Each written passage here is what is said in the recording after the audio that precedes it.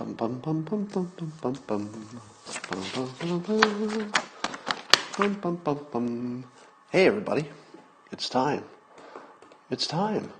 It's time for Coffee with Scott Adams. Come on in. You came to the right place. Good job. So far your day is going just the way you wanted to. Dr. Drew, good to see you. It's a terrific morning and it's only going to get better. Yes, it is. Because you're about to enjoy something, well, you've heard of it. It's going all around the world now. It's not the coronavirus, it's the simultaneous sip. And all you need to enjoy it is a cup or a mug or a glass, a tankard, chalice or stein, a canteen, jug or flask, a vessel of any kind. Fill it with your favorite liquid. Have you heard? I like coffee. And join me now for the dopamine hit of the day, the thing that makes everything better, the simultaneous sip. Go.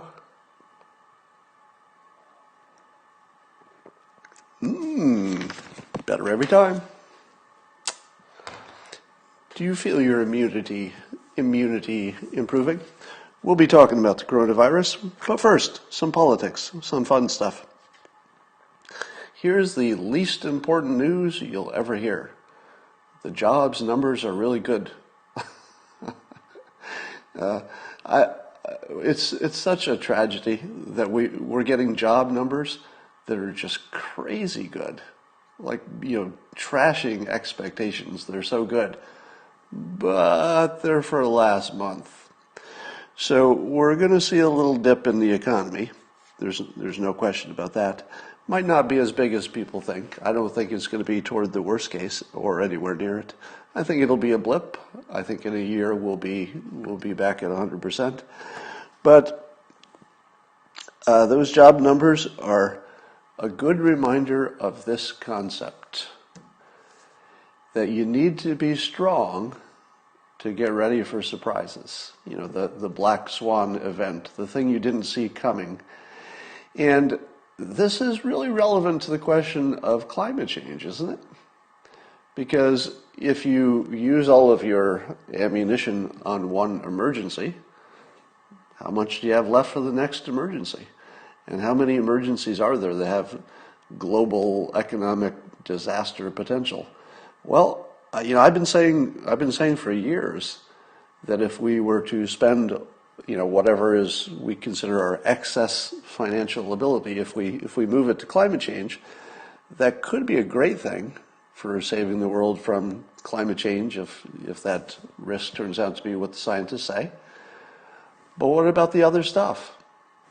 People always say you should definitely, even if you don't believe climate change is going to kill us, because there's a risk and it's so big and it would destroy the entire planet, you should put all of your resources there to drive that risk to zero. And I've been saying since the beginning, hello, that doesn't make sense. That only makes sense in a world with one risk. In a world with multiple risks that could all take you out, you need to be ready for all of them. And sometimes the best thing you can do is to keep your economy and your people as healthy as possible so that when they take the punch, they can get up. And that's where President Trump has brought us. And I give credit to Obama. I'm not the guy who says Trump did everything right, Obama did everything wrong. I think it took two presidents in two different times with two different personalities, and they were both well fitted for their time, I think. I'm alone in that opinion. But we got to this point where the United States is very strong. And we got here at a point when we needed to be strong.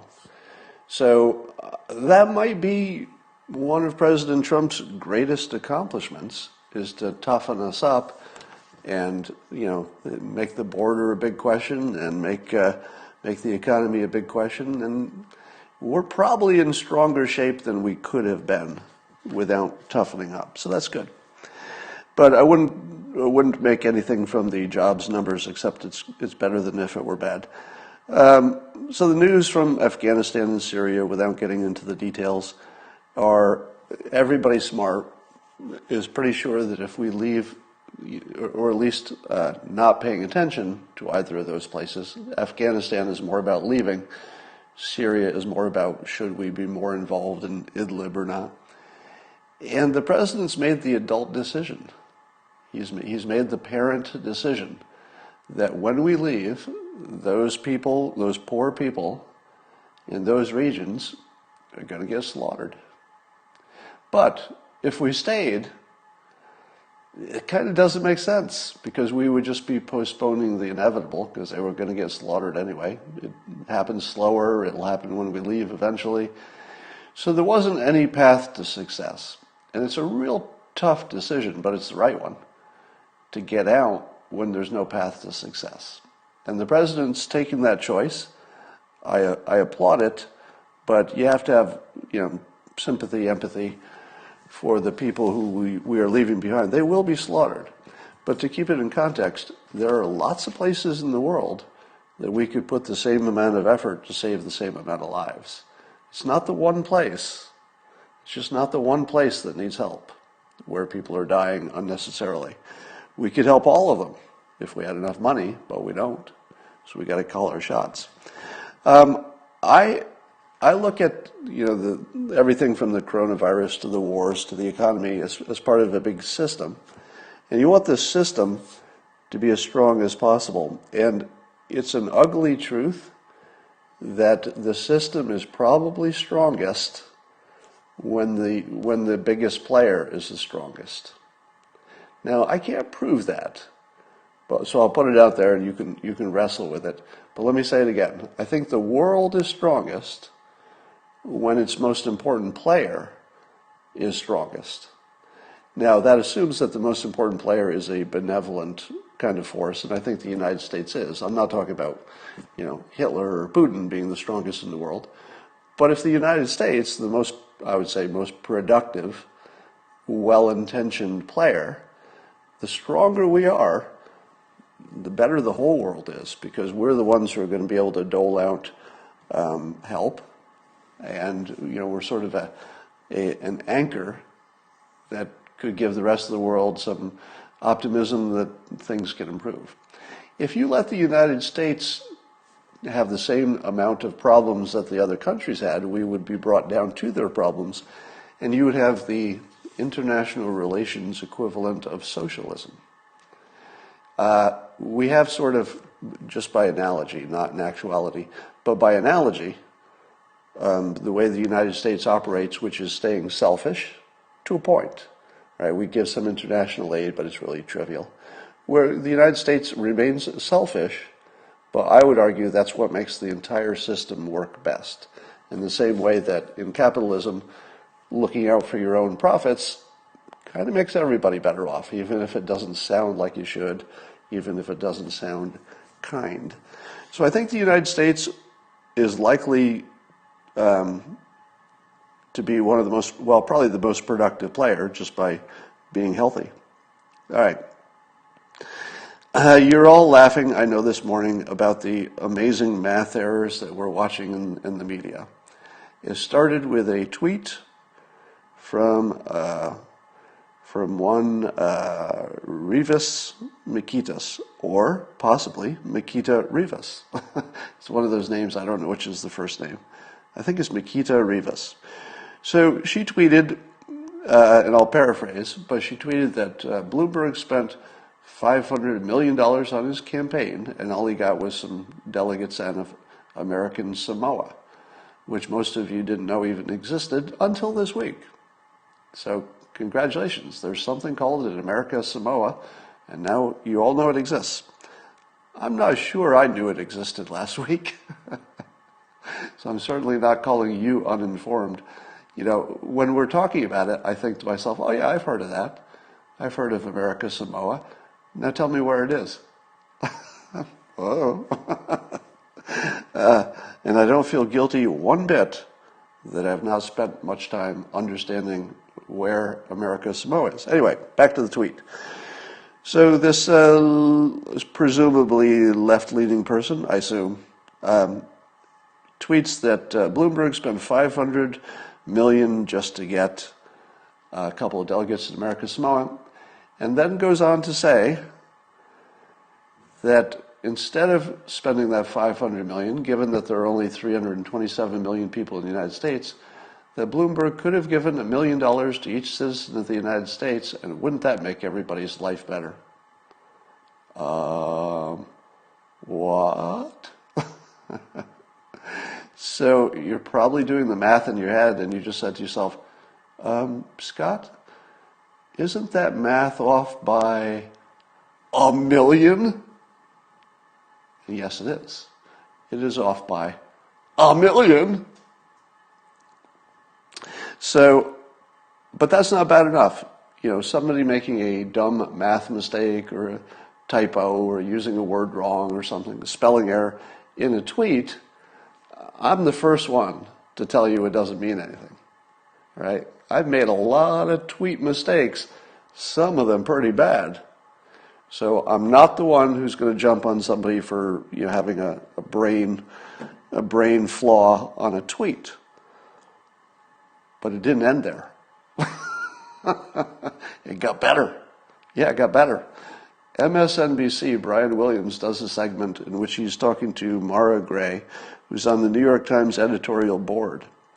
And they bring up this tweet, and they show the graphic. Now, showing the graphic indicates that this was planned, went through producers and editors. Probably a number of people saw it. And they put it on the air, and then they discussed it. And between Brian Williams and Mara Gray of the New York Times editorial board, they also laughed, but not at the tweet. They weren't laughing because the math was wrong by $1 million. No. They were laughing because they thought it was accurate. And they thought it was a good point. That Bloomberg should have spent $1 million and just given it to every citizen in the United States, and we'd all be rich. Pretty good idea, right? And nobody stopped the game. There were no refs to say, whoop, tweet, Brian Williams, Mara Gray, foul. You can't put that on the air, because people are going to believe that that's actually real math. It's going to be kind of embarrassing. But no whistle was sounded, and so that went on. And they are getting absolutely pilloried today. I do not envy Brian Williams and Mara Gray's week, maybe their month. I don't know if you can ever recover from this. Now, again, let's be fair. Do you think that Mara Gray and Brian Williams can do math well enough to know that this is wrong? And the answer is yes. Yes, of course. Neither of them are so dumb that they don't know this math is wrong. But why did they act like they didn't know? Why did they put it on the air? And the answer is it's an optical illusion. And I'm using that in a figurative sense. It's not actually optical. So there's something about this little tweet that is weirdly, cleverly misleading. Because if you just read it fast, hey, he gave $500 million to the campaign, 327 million people. That's $1 million apiece. We could have all had $1 million. If you just say it fast, you actually think it does make sense. But I think the reason you make sense is because it made sense to other people. See where I'm going with this? This has been studied quite a bit. If you put a bunch of people in the room, and let's say 9 of them are working for the researcher, so they're in on the joke, and one of them is not and doesn't know that he's the only one in the room who's not in on it. If 9 people give an opinion that's ridiculous, you can test this. It's very well tested. The 10th person will be positive those 9 people are wrong and still agree with them. You very easily just say, okay, it must be me. If 9 people are all on this crazy opinion, yeah, I'll go there too. So peer pressure overcomes math and common sense and your own judgment all the time. It's easily proven. So if you're laughing at Brian Williams and Mara Gray for being bad at math, that's probably not exactly what's happening. You should feel sorry for them because they got in a little cognitive trap And I'm going to say this, you're not going to like it, could happen to a lot of people. I'm not going to say it could have happened to everybody, because I don't think it would have happened to me. And I'd like to think that most of you, it would not have happened to. But if you took 100 people in the media and you put them in Brian Williams' chair for that exact situation, how many out of 100 would have caught that? Half? Maybe half? Because, illusions don't fool everybody all the time. But I'm going to show him some empathy for this being a cognitive illusion, not a math problem, which would look just stupid. Now, I do say all the time that one of the problems with the media is that they're not trained in economics and science and engineering and other things that would be useful for them to give the public a good idea of what's going on. But I don't know if that's the case here. I do think that if they had been economists, they would be more alert to the problem. So probably the fact that there were no economists or engineers or scientists who looked at this graphic before it went on air probably does mean something.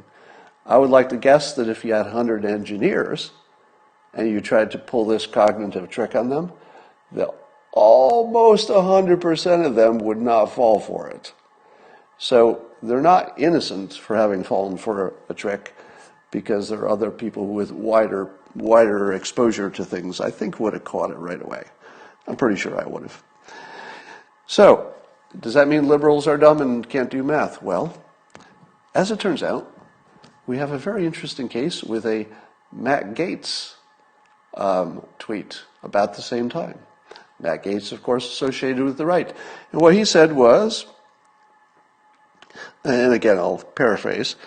He said that Bloomberg spent $500 million to get those 2 delegates in America Samoa, and the entire GDP of America Samoa is only $700 million. So you spent $500 million just to get 2 delegates, and Matt Gaetz says you could have bought the entire America Samoa for $700 million. Do you see anything wrong with that? Yeah, because we're laughing about Brian Williams and Mara Gray, right? Oh, how dumb they are with that math error, which was really a cognitive trick. But when Matt Gaetz says, he should have bought America Samoa for $700 million because that's their entire GDP, does that make sense? Now, I'm not talking about the question of whether or not it's for sale, because obviously he's speaking in the Twitter way of hyperbole and just having fun. It's not as serious in any way. But let me explain something about the GDP. That's not what makes the price tag of your state or your country or your region or your whatever the hell America Samoa is. That's not what does that. I'm gonna help you, Mark or Richard. Richard says this is boring, so we're gonna make him go away. Goodbye. Here's the thing. The price or the value that you would pay for a country or a state, should it be for sale, be it Greenland or America Samoa or anywhere else, is not the GDP. Because the GDP is just how much they do per year in economic activity. It has nothing to do with what you would pay for the country. So, now, does Matt Gaetz know what I just said? Does he know that the GDP is not telling you the price tag of a region? Yeah, he knows that. Of course he knows that. But when I saw the tweet, I said to myself, oh, here it comes. All the nitpickers are going to say, Matt Gaetz, what don't you understand about economics? The GDP doesn't tell you the price of the country. I mean, it's related. It can tell you a sizing relative to others, so it's useful for that. But it's not the price tag of the country.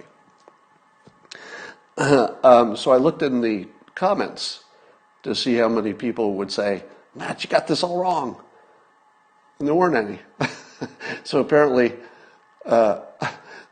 nobody noticed when Matt Gaetz said that Bloomberg could have bought America Samoa for the value of their GDP, which makes no sense at all, and nobody nitpicked him. And I thought, Did they not nitpick him because they know he's not being serious and he knows that you don't pay the GDP as the price tag? Or do they not know? It's an open question. All right, let's talk about something else. Bill Clinton found a way to make things worse for Monica Lewinsky. So decades after poor Monica Lewinsky goes through this ordeal, something that lives with her forever, and you think, well, maybe she's finally getting used to it. You can get used to anything after a while. And then there's this Netflix documentary, which is not kind to Monica Lewinsky, but accidentally. So Bill Clinton was talking about essentially what was his motivation or why did he have this extramarital affair with Monica Lewinsky. And he said it was, quote, that there was a lot of stress on the job. Being the president was giving him a lot of anxiety. And he thought that having this affair with Monica Lewinsky would be a way of managing my anxieties. Now, first choice, just don't talk about it anymore. That's first choice. If you want to be kind to Monica Lewinsky, don't do the documentary, and if you do, don't talk about it, and if you talk about it, don't say anything new. Don't say anything new. Don't surprise us. Bill Clinton comes up with saying that Monica Lewinsky was nothing but a way of managing his anxieties.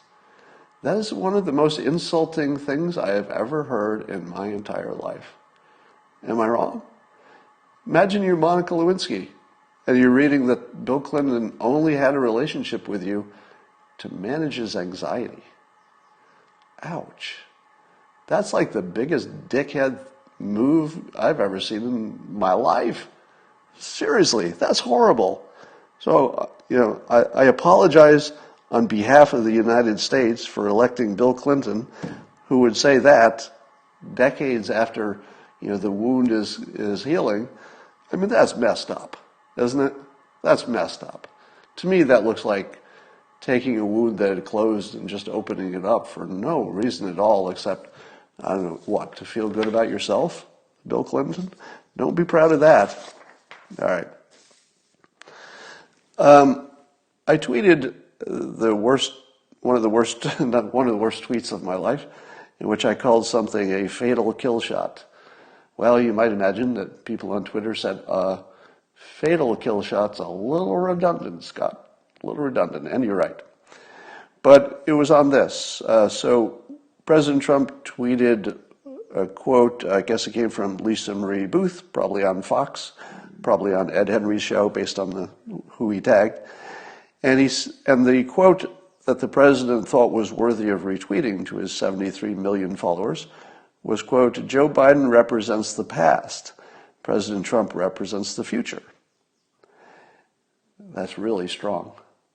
Because even if you like everything that Biden is offering, it is unambiguously more like, and he's selling it this way, more like, going back to the Obama world. Now, even if you think that was a good idea, and a lot of people do, if I just explained it to you that way, if I said, do you want to stay in this Trump-like administration world that has this set of problems, according to you, or would you like to be in more of an Obama-like world where we're not like that? Now, if you put the question that way, people say, well, at least a lot of people, Democrats would say, well, I like that Obama world. Yeah, let's do that again. That worked out pretty well. Doing something again, that doesn't sound bad, does it? Doesn't sound bad. Doing something again that was good. But the moment the president, in this case, he picked it up from Lisa Marie Boothe, but the moment you see this as, you reframe it as Biden's going to take you to the past and Trump is going to take you to the future, the election's over.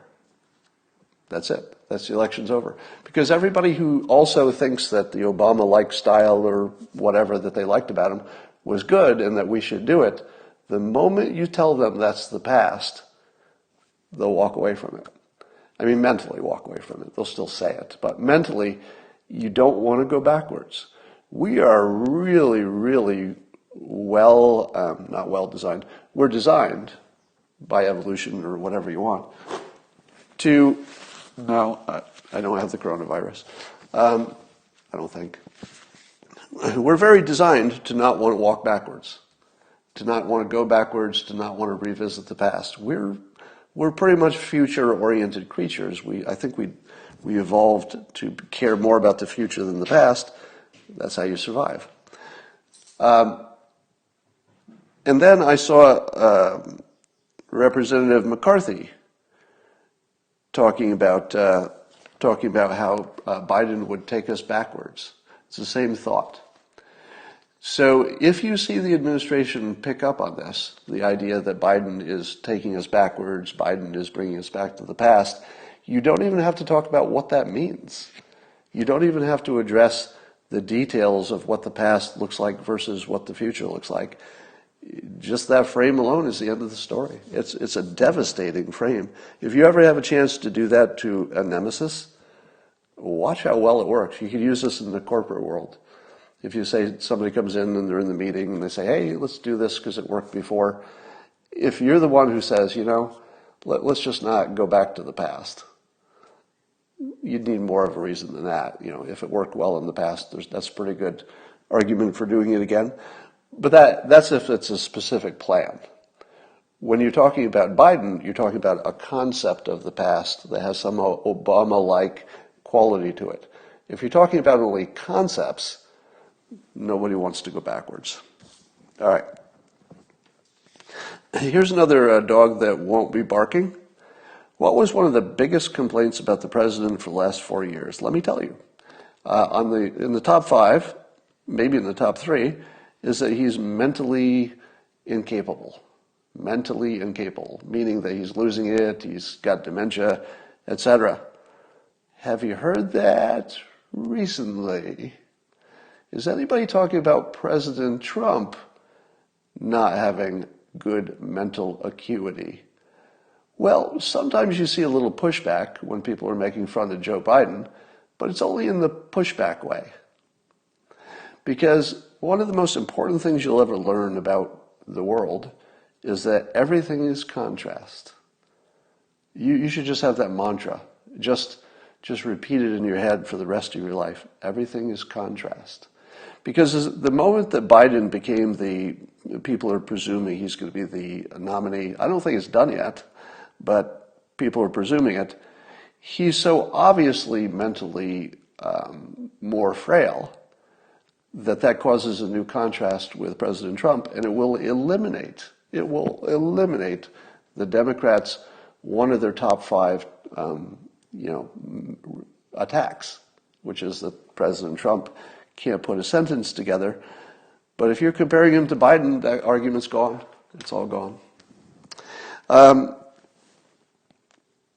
tweeted yesterday that you can't realize how good President Trump is at tweeting and communicating and memes until you see somebody else try it. So Mike Bloomberg tweeted the Star Wars meme in which he was fighting Trump with a lightsaber, and it took about 10 minutes for the Trump team to create a brand new response to that from the movie Spaceballs, which itself made fun of the Star Wars franchise, showing a large person holding the head of a small person, and they put the head of the small person, Mike Bloomberg's head on it, and Trump's head on the big person. He's just holding the small one by the head while the little one's flailing around with the lightsaber and can't reach him. And I thought, oh my God, it's just a slaughter. The Trump team is just so good at this that I don't even see. Do you remember there was one point where when Trump was running, there was a lot of criticism about the quality of his campaign and whatever. You don't see that now, do you? Is anybody making fun of the quality of the Trump re-election campaign? How about no? There's a dog that's not barking. Do you hear that dog barking? Oh, the Trump campaign, it can't raise money. Okay, it can raise money. It can raise a lot of money. Oh my God, look how much money it's raising. But the Trump campaign is not good at communicate. Okay, look at that meme. Oh my God, that's a good meme. Look at that ad. Oh my God, that's such a good ad. All right. Ukraine fired its top prosecutor. What the hell? The simulation is just entertaining us like crazy because I don't know how important it is, probably not too important, but Ukraine firing its top prosecutor while Biden is in the news and Trump is in the news, it's just the simulation and code reuse. Have you tried talking to anybody who doesn't follow the news about the coronavirus? Has anybody had that experience? Because I've tried to help some people who are not watching the news to be prepared. Just to be careful, be prepared. Let me see if you've had this conversation, because it's easy for us to think that other people are watching the news. They're not. Most people are not watching the news. And if they're not watching the news, their fear has not been amped up to the level that yours and mine are. If you're watching me right now, you probably watch the news. And it's a mind-boggling experience. Let me give you an example of that conversation. Hey, Bob, did you know the coronavirus is coming and scientists say it's going to be really bad? It's not like the regular flu. A lot of people could die. It could disrupt our economy.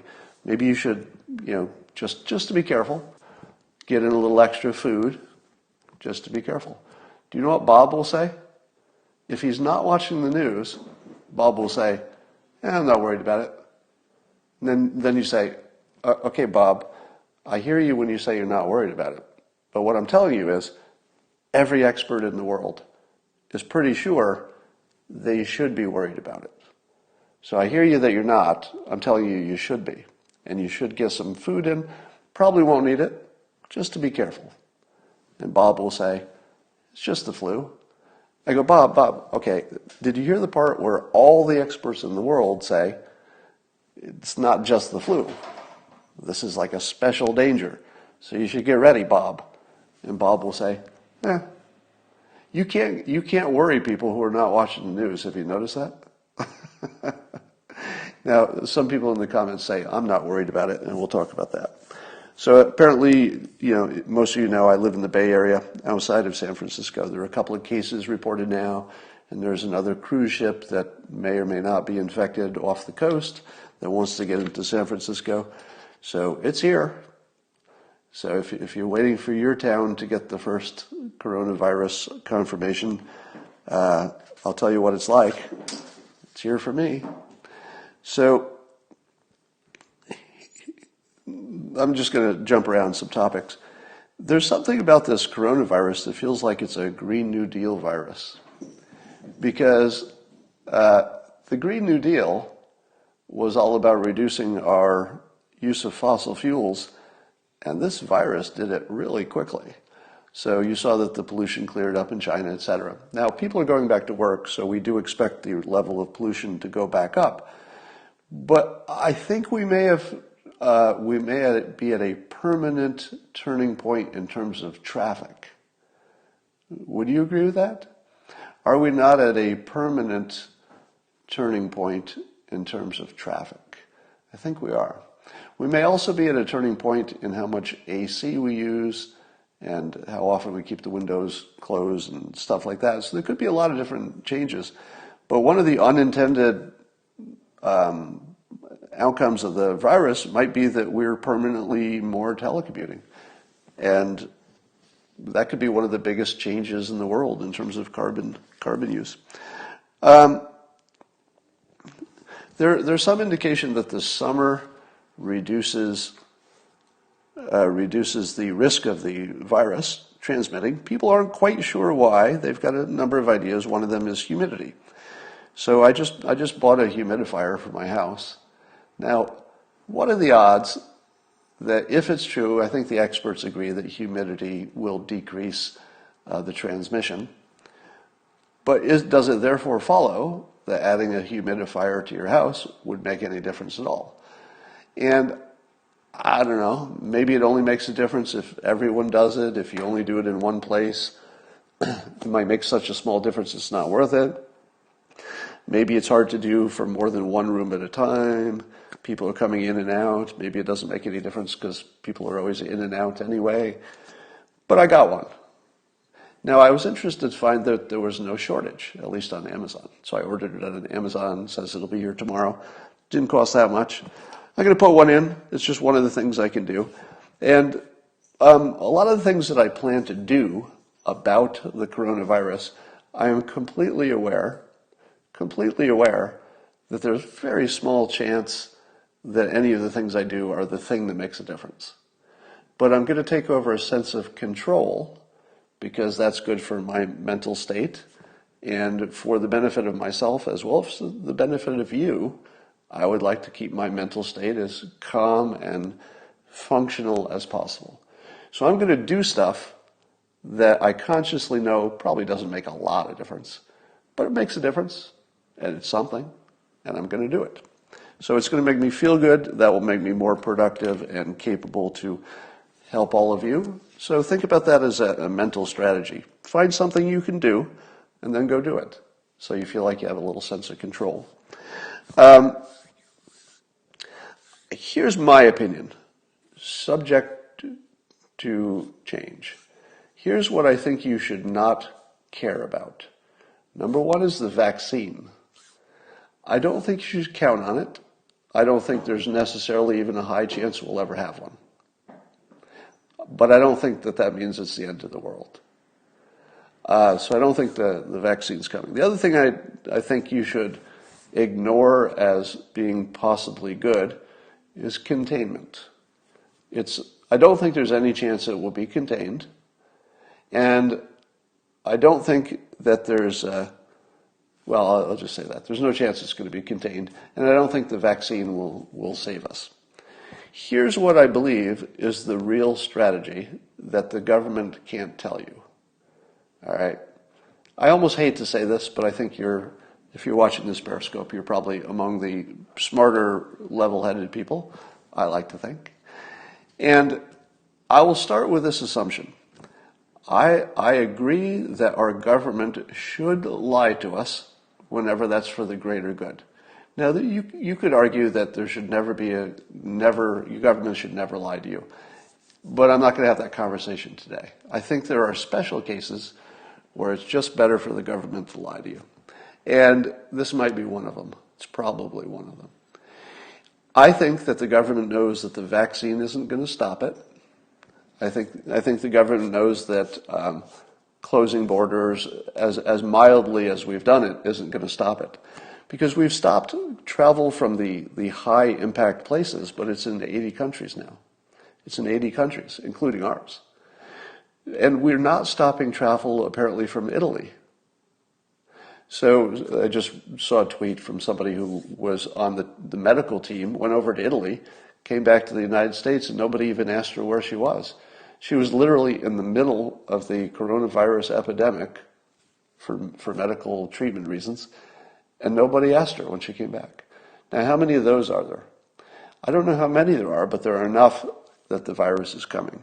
So here's what I believe is the unstated, real strategy. This is based on picking up what all the experts are saying individually and trying to collate it. It seems to me that the strategy is a controlled spread. Because there is no hope of stopping it. There are only two options. Spreads quickly because we don't do anything, or we fight like hell to slow it down so it doesn't overwhelm our systems. So the goal is to get infected. Because until you get infected, until enough people are infected, and apparently 80% don't even have anything like a symptom, or they're mild. So you need 80% to get it once, to have some immunity, which apparently is not complete immunity, and it doesn't last forever. But it gives you some immunity so that if somebody does get it, they're less likely to have anybody they could give it to. Apparently that's the only thing that stops the virus. It's the only thing. Because even the good weather and going outdoors will slow it down, but then it's going to come raging back in the winter. And I've not heard any expert who disagrees that it needs to run its course. Have you? So if you don't hear that, the real strategy is to not panic you, because there's nothing you can do about it. Aside from, washing your hands and the small stuff you can do about it. But there's not much you can do about the fact that much of the country is going to get it like every other virus.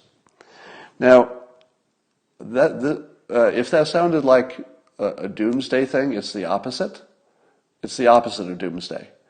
It's actually the only plan that makes sense, in my opinion.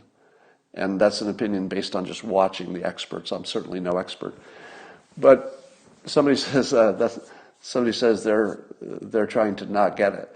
You should all try that. You should all try to not get it, even if individually it might be better if you got it and got it over with. Because it's the difference between what's good for you versus what's good for the society. What's good for you would be to get a mild case and get it over with.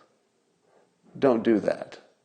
What's good for society is that you fight and fight and fight to put it off. Because you want to spread it out. If you don't spread it out, you're going to overwhelm our facilities and the hospitals, and then everything just falls apart. But I don't think that's going to happen, because we're going to spread it out. And the United States is doing a good job. Now, here's my opinion of why this is the real strategy, but it's not one you can tell the public. If you told the public that, I think it would cause the wrong behavior. People would say, let's just get it then, or let's not care about it. And those are the wrong moves. But the fact that the airports are not all closed is everything you need to know. Closing it from China probably was, and a few of the other hotspots, makes sense because that could have caused us to suddenly surge. But I feel like we're letting it in intentionally. In other words, the actions we're taking are clearly meant to allow some risk into the country, but a small one. Now, the small risk is not a risk of something happening or not happening. It's a guarantee. It's a guarantee that if you let world travel happen and the only things that you stop are the hotspot travel, you're still going to get it. Guaranteed. There's no question about it. So here's somebody in the comments says, let's just get it. And did you hear me? If we all got it right away, it would be the end of civilization. Probably not, but it would be pretty bad. You need to fight like heck to not get it. Spread it out. Don't overwhelm the resources. So let's see, what else we got here? CNN had a headline that said that Dr. Gupta, their medical TV doctor, who was a real doctor, their headline said that he debunked Trump's hunch that the coronavirus would be lower than a 1% death rate after we've found out all the people who have no symptoms. So the president was saying that he thinks the death rate is lower because we're going to find a whole bunch of people we didn't know had it that weren't in the denominator. Now, he was widely mocked for that, saying, my God, the scientists say it's, 3% or whatever they were saying at the time. And Trump says it's less, and he's not a scientist, and he's so anti-science, and what kind of an idiot. And then a few hours later, scientists started lowering their estimates. In other words, President Trump was completely correct. It wasn't just a hunch. He was listening to the experts, and he was watching the estimate go down and down and down every day. If you're watching an estimate go down every day, and there's an obvious reason why it's going down, which is more testing, it's not a hunch per se that it's going to keep going down. It's just a pretty good guess. And the president made his pretty good guess. I think it was a totally responsible thing to say as president, because it was an estimate of where things are going, and it would look like it might go in the right direction. That's exactly what you want your president to say. If the president thinks things are going to go in the right direction, the experts do, there's a reason for it, of course you should say it out loud. Now, did Dr. Gupta debunk, because that's the word used in the headlines, Trump's hunch? And the answer is, no, he didn't. If you read the article, he didn't debunk it at all. He didn't really talk about it in those terms. So the headline says that Gupta is debunking Trump, but the article doesn't do that. Typical BS. There's an interesting story out of Africa. Reportedly, there are only 3 cases out of Africa, which makes no sense. It should be ravaging the continent by now because they don't have the same quarantine and medical facilities and testing and all that stuff we have. Only 3 cases? Is it because it's hot and humid? Is it because we've confirmed that there are genetic differences in terms of who can get it? But one expert said there's nothing about the coronavirus that we've identified that has a genetic preference. But just because we haven't identified it doesn't mean it's not the case. It could be that Africa gets through this pretty well. I mean, fingers crossed, we'll see. It's going to be pretty bad if it doesn't. Let's see what else we got here. The other possibility is that when we start testing, we're going to find out that so many people already have the coronavirus that we're in way better shape than we thought. It could be, for example, that, no, I guess we would know that by now, if there's enough testing. Maybe we don't. It could be that, I'm just going to throw this out there, maybe so many people in Africa already have it, but have it mildly that it doesn't catch on in any deadly way there. Possible. But I would think they would have tested that by now. Kellyanne Conway says, here's another thing on masks. Those N95 masks, a lot of experts have been contacting me privately to give their opinions on the masks. I didn't realize that the N95 masks you can buy in a hardware store. I thought these were some kind of high-end medical special masks, the ones everybody wants, but apparently you could just buy them at the hardware store because people use them for construction to keep the dust down. Now there's some thought that they don't have enough of a filter for virus because virus is smaller than the filter, even of the high-end masks. But here's just the new thing I'm going to add to it. I heard directly from somebody whose job it was to work in the ER or work in surgery rooms and make sure that people had the right protective gear. And apparently, did you know this? That surgeons will typically wear the non-N95 masks. In fact, the only time they use the high-end mask, even when they're doing surgery, the only time they use the good mask is if there's something special, like the dust. Let's say they're grinding a bone and there's some bone dust or there's some fumes or something coming out. But for an ordinary operation, they just use the same cheap old face masks everybody else does. So that should tell you something, right? I don't know what. Kellyanne Conway had a funny tweet. So Elizabeth Warren is claiming that misogyny and sexism were part of the reason that she had to leave the race and was not victorious. And Kellyanne Conway tweets this. If true that Elizabeth Warren, Kirsten Gillibrand, Kamala Harris, and Amy Klobuchar lost, quote, because they are women, then the Democrats aren't just hapless, they're sexist. These women lost among Democrat voters in Democrat primaries and caucuses. And I thought, oh yeah, every time Warren says that sexism is what kept her from being president, you have to ask yourself, who is sexism? Because I don't think the Republicans were part of that process. So apparently Democrats don't think that any of those women were the ones that were qualified. Now, here's something that I'm going to say something that nobody says, all right? I don't know why.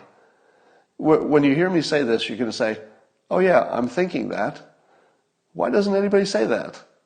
It's something I guess you can't say on TV or in public, but I'm going to say it anyway. For every voter who would say, I'm not going to vote for a candidate because this person is a woman, there are 2 that will vote for her because she is. I'm not wrong. And those 2 aren't necessarily both women. You don't think there were plenty of men who said, yeah, it's time for a woman. Time for a woman. I'm going to take that under consideration. That's a variable I'm going to put that in there. I think we should have a woman president. Yes. How about when President Obama ran for office? Did he fail to win 2 terms because the public would not vote for him because he's black? Oh, there must have been somebody. There must have been somewhere. There were Republicans who didn't vote for Obama because he's black. That's fair to assume. We got a racist enough country that that's true. But there were 2 people who voted for him for being black, for everyone who didn't vote, for everyone who voted against him. And I would put myself in that category. I didn't vote, but I'm in the category of people who said, sounds like an advantage. As long as he doesn't say it's an advantage, and I make that point a lot. As long as Obama wasn't selling his blackness as an asset, that allowed me as a citizen to say, yeah, that gives us a little extra. If it makes people more comfortable that we're an inclusive country, he's got the skills, people voted for him, it's a benefit. It's an absolute plus. Why wouldn't I vote for the candidate who has a little extra plus? So when I hear Warren say that there's misogyny, oh my God, I almost lost it. Whew. I caught myself.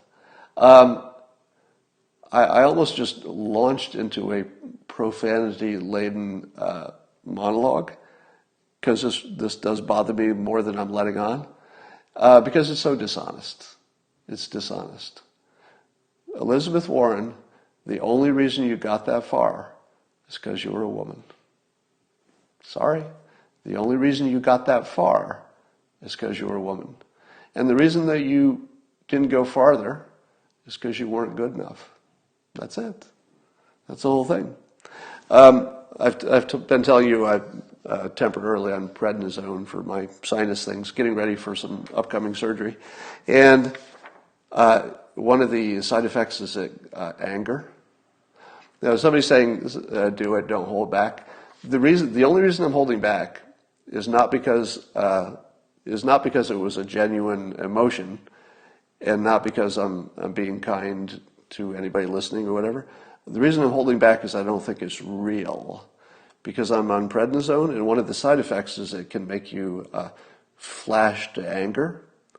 And I felt myself starting to flash to anger for a reason that I didn't know was real. So this is one of the most valuable lessons you'll ever have in your life. Your attitude is caused by environment and chemistry and what you ate and how tired you are and all that stuff. If you believe the reason you're mad at a thing is because of the thing, you have not understood the most basic concept of life. Your anger or your attitude is sort of self-generated. I mean, given that it's influenced by the chemistry that you choose to put in your body and whatever's there.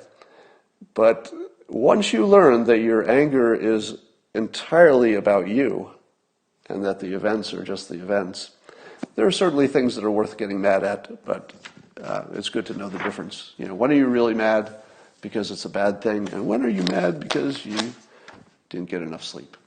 All right. That's all I got for now, and I will talk to you later.